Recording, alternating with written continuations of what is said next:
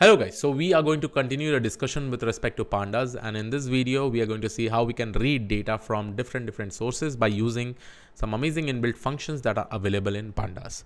Now to start with, what I'm actually going to do, I've just copied and pasted this specific code over here.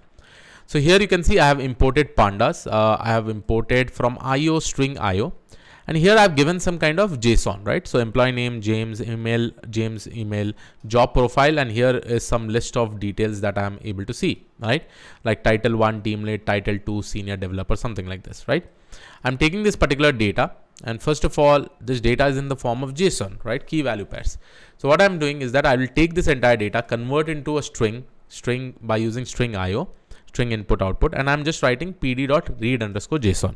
Once I do this, I will be able to get a data frame in this particular way, right? So here you can see employee_name, email, job profile. So here you are able to see this, right? And this is basically my data frame altogether since I'm using pd.read_json. Let me just go ahead and save this in df variable. So this is nothing but this is my df. Okay. Now the reason why I'm showing you this is that I'm just trying to show you that yes, if you have a key value pairs, then also you'll be able to read that and convert into a data frame, right? Now let's say I want to convert this data frame back into a JSON. So for this I will be using df.to_json again. So to_json, and I'll go ahead and execute it. Now as soon as I go ahead and execute it, see the difference, how this JSON has basically got converted, right? And here you'll be able to see initially we had something like this crash. Now you have converted this into this kind of format, right? What is this all about? So here if you go ahead and see, here I have not given any parameters. So there is one very important parameter which is called as orient, okay? And by default orient will be based on index value, right? So orient basically means, see here what it has done, it has taken this employee name as one key, then now it is taking 0:James, okay? Then it went to this email key, and now it is basically using the combination of index and but this particular value. So 0:James @gmail.com. Then finally you had job profile with 0:. So in short, when we converted this into a JSON, it is taking this as a column name and it is taking key value pairs based on the index number. Okay. If I try to convert this into JSON based on records, like if I use a parameter which is called as orient, and here if I just go ahead and if you probably go ahead and see this, right, parameter, let's see this parameter here, you'll be able to see this. Okay. I will just go ahead and write something like this, and here I will just go ahead and say orient. Now with respect to orient, let's say I'm going to basically use a parameter which is like index. Okay. So index is the default one, right? Same thing, right? So by default, the index is that is getting applied over here is specifically with respect to this particular index value. Orient will be index. Okay. Now you can also change the orient value to some other thing, and we will see what all values again we can probably match with it, right? And again, you can also see the documentation with respect to to_json function in data frame. So now let me go ahead and copy this same thing and paste it over here. And instead of writing orient is equal to index, I'll go ahead and write orient is equal to records. Now you can see how we had actually given in over here based on records. Similarly, it is basically getting displayed, right? So here you can see employee_name, James, email this. So record by record, you'll be able to see in this particular manner. Okay. So this was some of the examples. Now what I'm actually going to do, I'll show you one more way of reading a specific data. So let me do one thing. Let me quickly open my browser. So here I'll be showing you one URL. Okay. This URL you can actually see it is something like wine.data, right? And this URL you'll be able to see it is in comma separated value like CSV format. So I will take this particular entire URL, right? And I'll go to my code, and here I will just go ahead and write pd.read_csv, right? And here I will just go ahead and give my URL. And let's say that I'm going to say that, hey, don't consider anything as my header. So header will be none, right? So if I go ahead and just see this, right, df is equal to, I will be able to see this. It will take some time to read it. Okay. Once it reads it, I will just go ahead and add df.head, and this is how my entire data set looks like. Okay. So by default, since I wrote header is equal to none, it is just going to make the default column indexes by 0, 1, 2, 3, and similarly row indexes 0, 1, 2, 3, 4. Okay. This was how to read a specific data from a specific URL if it is in the comma separated values. I can also convert this back into my CSV file. So if I go ahead and write .to underscore CSV, and let me just go ahead and write wine.csv. Okay. And if I execute it, here you'll be able to see in my same folder location, wine.csv has been created, right? So you can also convert back a data frame into a CSV file. Okay. Now let's go ahead and see some more examples. I've already spoken about to_JSON with respect to orient and index. You can also do this. Okay. Now let's say I have a specific HTML file. Now this HTML file, I'll just show it to you. I can also read data from HTML file. That is the most amazing thing. So let's say this is my HTML file over here. It is FDIC government failed bank list. Now in this particular HTML file, I definitely have tables, right? And with the help of data frame, we can also go ahead and read this entire table also, or we can also read the content inside this HTML. So first of all, what I will do, I will go to my code. I will just say, hey, this is my URL. So let me just go ahead and define my URL. And now with this specific URL, what I am actually going to do, I'll just go ahead and use pd.read_HTML. Okay. And I'll give this particular URL. Okay. Now, if I go ahead and create my data frame, okay, this will basically give me, so here you can see missing optional dependency LXML. So it is saying, hey, you need to install LXML. So let's go ahead and install this. There are some dependencies with respect to some of the libraries. So I'll go ahead and write pip install LXML. Okay, so I will just go ahead and install this. So let's do the installation. Probably once I install this, it will start working.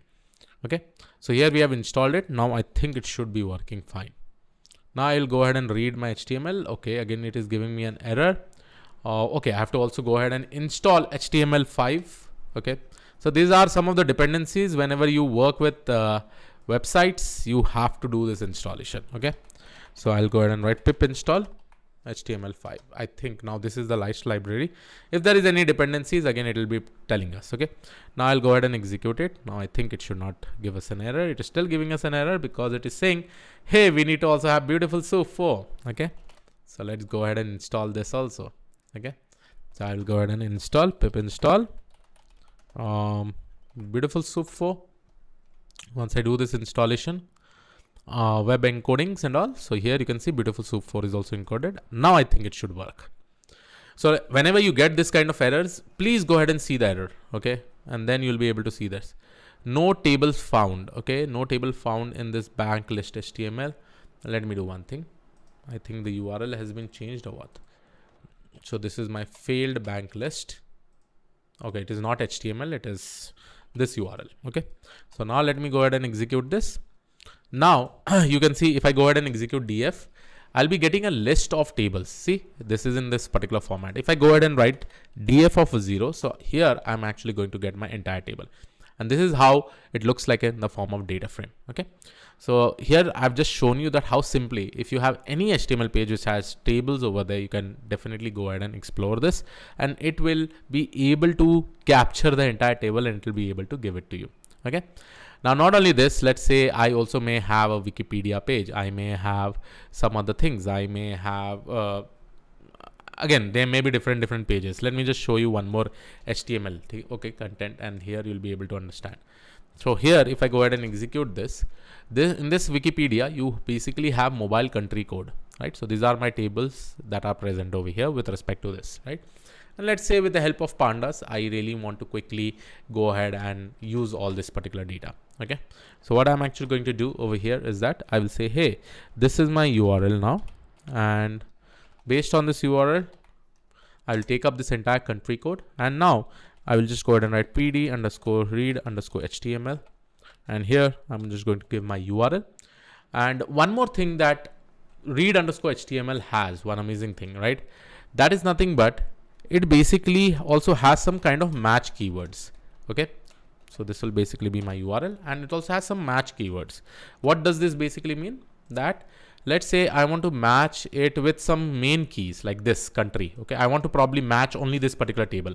I don't want this table, right?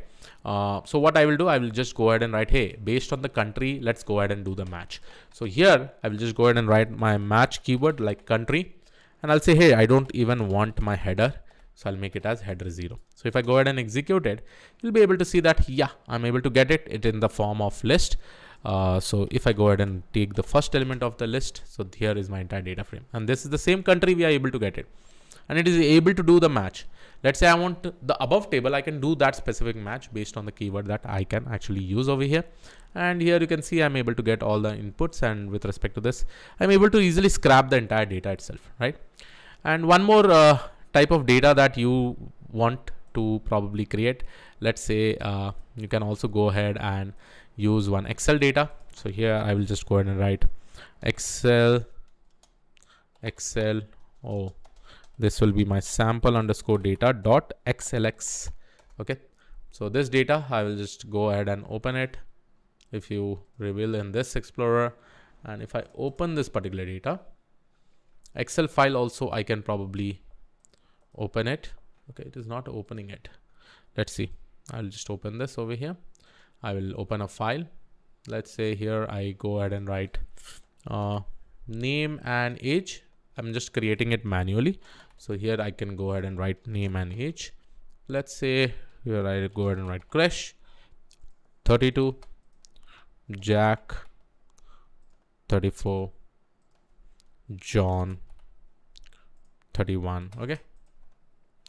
And let me just save this, save as, browse. Okay, I'll save it in my folder, data analysis with Python.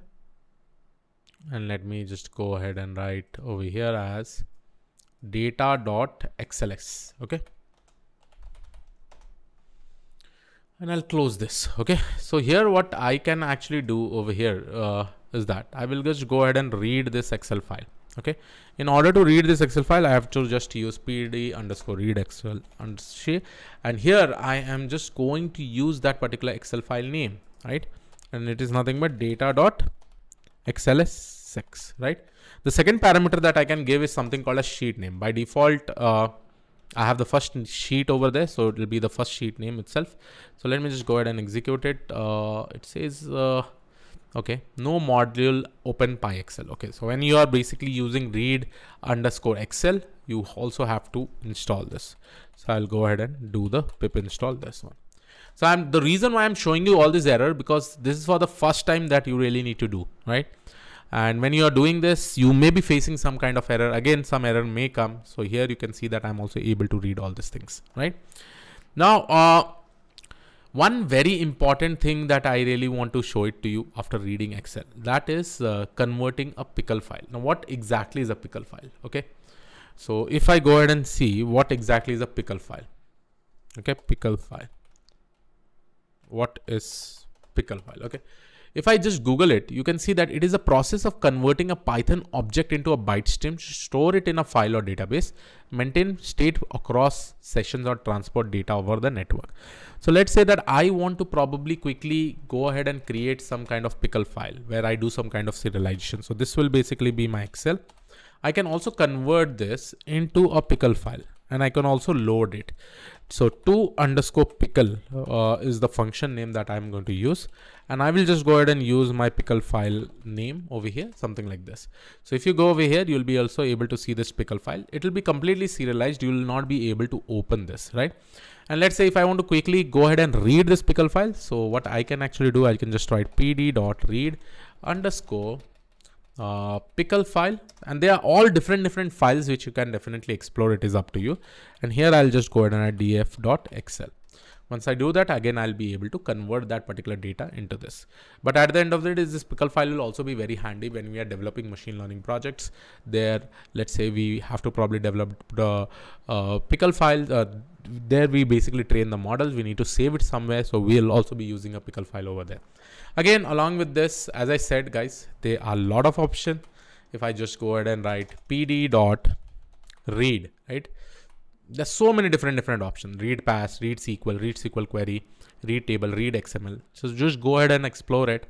Anyhow, I have tried to explain as much as I could in this, along with the installation, the errors that we face, the HTML pages that we have actually read. So I hope you like this particular video. I'll see you all in the next video. Thank you.